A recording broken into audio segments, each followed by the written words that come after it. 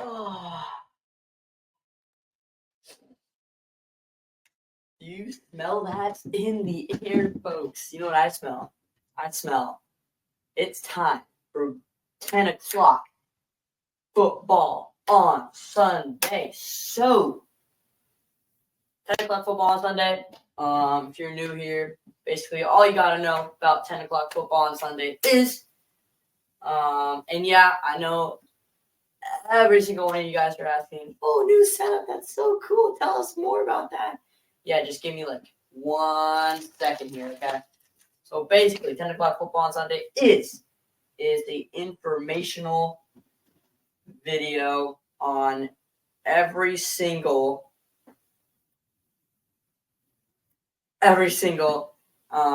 football game that happened on Sunday at 10. I mean, currently it is 2 o'clock where I'm at. But we are still going to talk about every single football game that happened at 10.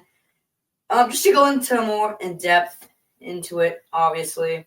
So that is what we are going to do. If you're new here, obviously, if you read the ticker down below, you're going to see that it says subscribe to Big Football Podcast. And that is completely optional, but it does help me out a lot. So if you don't mind, go ahead and down there and clicking that subscribe button. So here we go. All right, guys. So you're probably asking about the new setup and stuff. If you watched any of my other videos, probably have never seen this setup ever, which is good. This is the first time I've ever debuted this setup, and I wanted to debut in the 10 o'clock football on Sunday, episode 2. Basically, new setup tour real quick. Obviously, I put this desk up front. If you haven't seen on the desk, obviously we got our normal big football or 10 o'clock football on Sunday poster. And then we got BFP. I wonder what that stands for. Big Football Podcast. We got Stafford jersey up here. We got a Cup jersey up here. We got an Aaron Donald 3-time defensive player of the year poster. We got license plate for no good reason whatsoever. Rams Super Bowl championship. Signed helmet. Lava lamp. Basically everything that you saw before. Got the speaker back here. And then this thing right here, the basketball right here. All right, you've probably never seen this ever. And this is going to be debuted in my first live stream, which is probably going to maybe be tonight. We'll see. I might do the Niners-Bills. I'm definitely going to do Thursday Night Football. I'm probably going to go do the Monday stream tomorrow over at my boy Enzo Networks channel. And on Thursday, we're both here. So that's when this basketball is going to be debuted. And you can find out what that is all about. So with that being said, let's get right into 10 o'clock football on Sunday. So starting off with Texans, Jaguars. We got the Texans getting the dub 23-20. Absolute monster game. Obviously, we saw that Trevor Lawrence got hit early in the game and had to go out. So, obviously, we saw that Matt Jones had to step in. And obviously, bro, he's actually pretty competent of quarterback. I'm not going to lie. I mean, he threw for 20 for 32 with 235 yards, 2 TDs, 0 picks. And Lawrence, 4 for 10, 41 yards, and an interception. So, he didn't really play too good anyway. So, the fact that competent quarterback like Mac Jones just step up and actually play pretty good football, it's actually pretty cool. Trevor Etienne Jr., 13 carries, 46 yards. Not too good of a game for him on the receiving end. Oh, actually, never mind. I can just go all the way down. I'm not cooking right now. And yeah, obviously I was talking about earlier, Trevor Lawrence. Thoughts and prayers to him. Hopefully he's doing all right. So Patrick Washington, 103 yards, 6 receptions, 1 TD. Good game for him. On the other side of the football, another great game out of Joe Mixon. absolute hardcore carrying the Texans right now.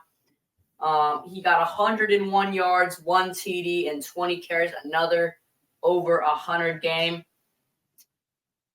CJ Stroud, 22 for 34 with 242 yards and a touchdown. Mac Jones actually outplayed CJ Stroud. That's kind of crazy. It is pretty crazy. And on the receiving end of the Texans, we got Nico Collins, 8 receptions, 119 yards. So honestly, pretty good game. Hope that Trevor Lawrence actually covers from his injury because he seemed pretty shooken up, and a huge fight broke out among.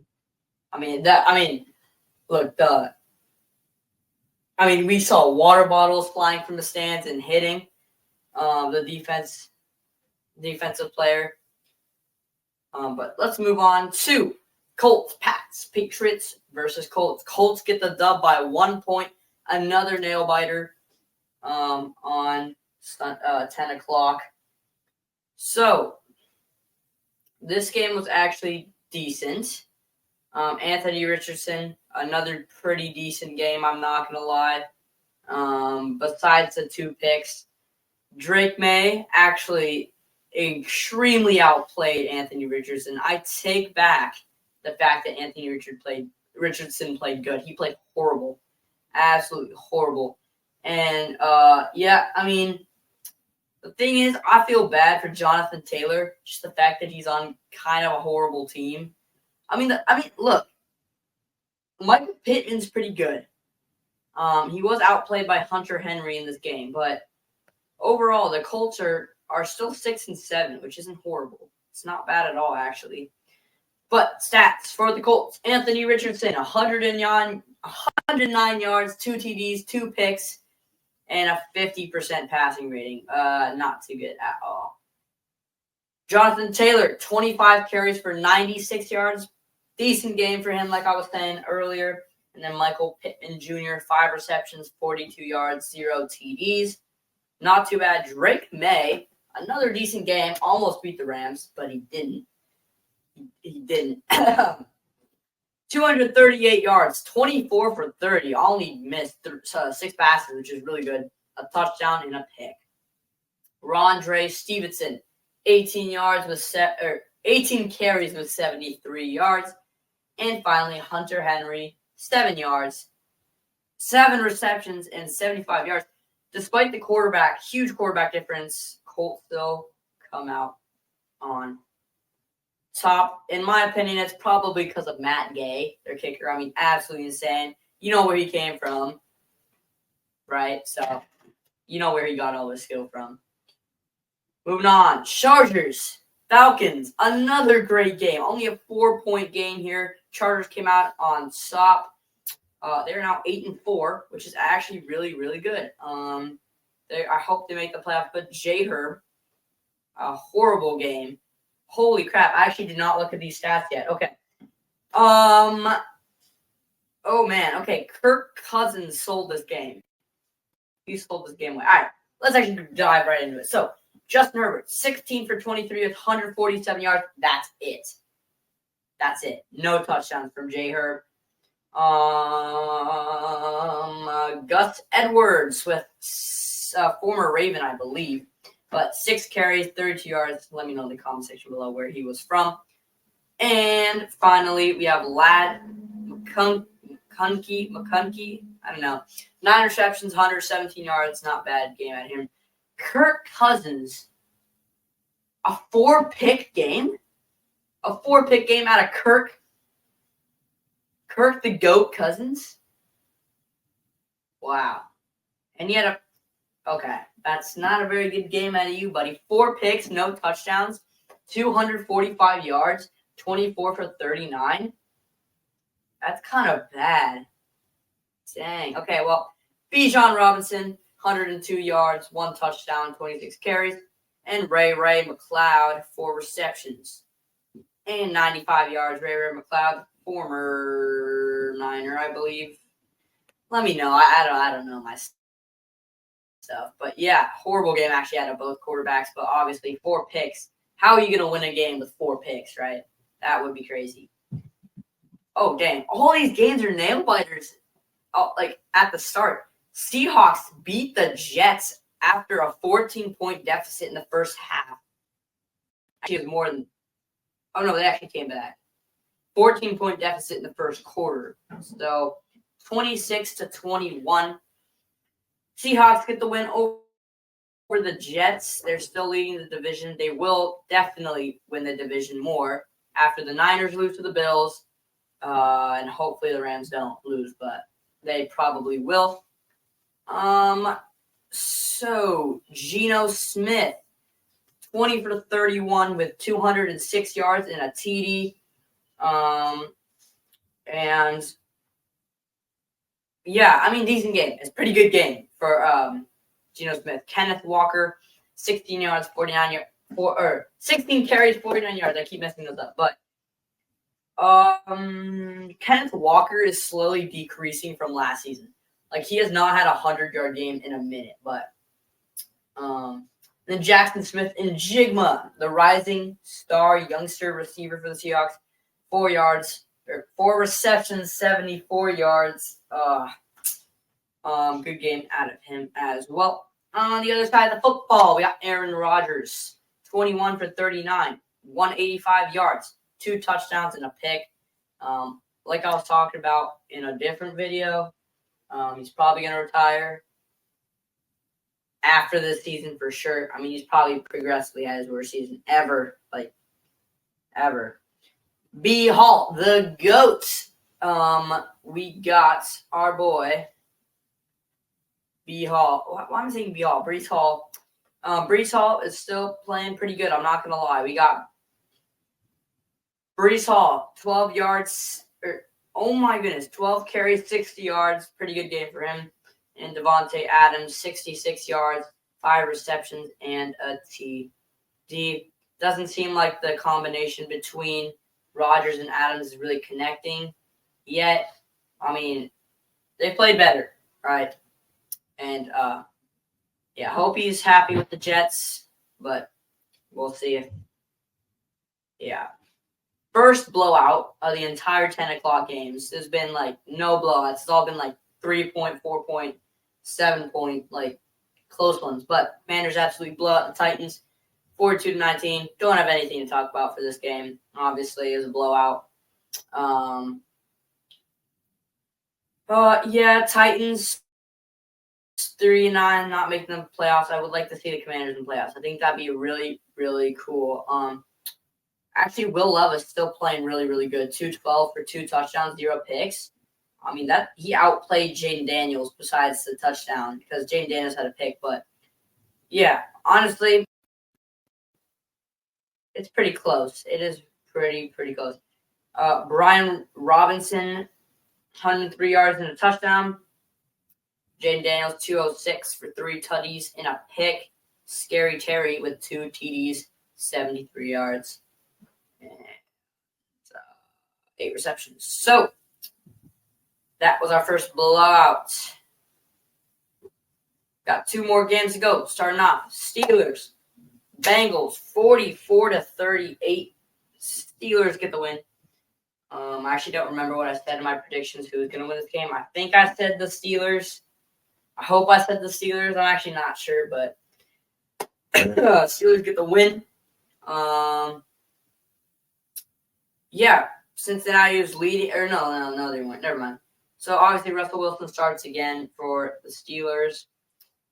Joe Burrow, 309 yards, 3 TDs, and a pick. Literally the same thing on the other side of the football, except Russell Wilson. More yards with 414 yards, 3 TDs, and a pick. Najee Harris with 75 yards and a TD. Chase Brown, the rookie out of Illinois, 70 yards and a touchdown. George Pickens, 74 yards and a TD. And Jamar Chase, 86 yards and a touchdown. So, obviously, close game. Steelers come out on top. It wasn't even a blowout, really, either. They only won by a touchdown, so kudos to them. Moving on to 9-3. Final game. Another nail biter. There's been 2 games all games have been decided by 1 point besides the Titans and the Commanders. Or one score. This one was by 1 point. So Cardinals lose. They're now 6-6. They went from the top of the division. Now they're going to be freaking last because the Rams are going to win, right? But Vikings get the dub. They're 10-2. One of those losses came to the Rams right here. 23-22 win for the Vikings. Big win for them. They're going to make a playoff for sure. They needed it too. Kyler Murray, decent game there. 260 for a touchdown, 2 picks. It would have been a good game if there wasn't any picks involved. Sam Darnold, good game. 235, 2 TDs, no picks. But the one problem, Sam, this is what's happened, dude.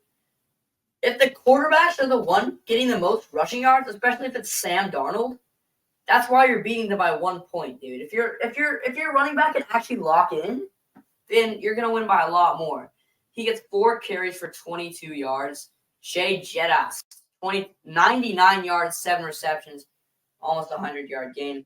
Trey McBride, probably a top 5 tight end in my opinion, 12 receptions for 96 yards.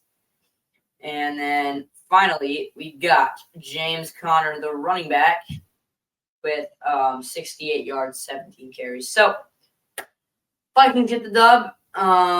Currently, the Rams are still down to the Saints 3-0 in the second quarter with 2 minutes to go. I don't know what they're doing, but they're third 9 in New Orleans 48. So hopefully they can get some points going in halftime. They also get the ball. So that'll conclude 10 o'clock football Sunday. I hope you guys enjoyed.